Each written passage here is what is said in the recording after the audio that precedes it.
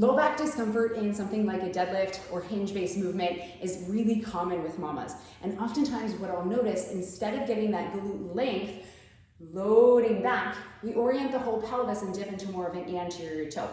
What we're looking for is kind of length in the area between the sacrum and the sits bone, so right through here. And we want that space to open and spread so we can get into a hinge effectively. But what we might see in setting up a hinge is that maybe we're in more of that sway back position, so the glutes are kind of shoved forward and we're tucked under. So to get ourselves down, we more pull ourselves down up here, which is kind of where we're using those rectus muscles and kind of the chest instead of finding that opening on the backside.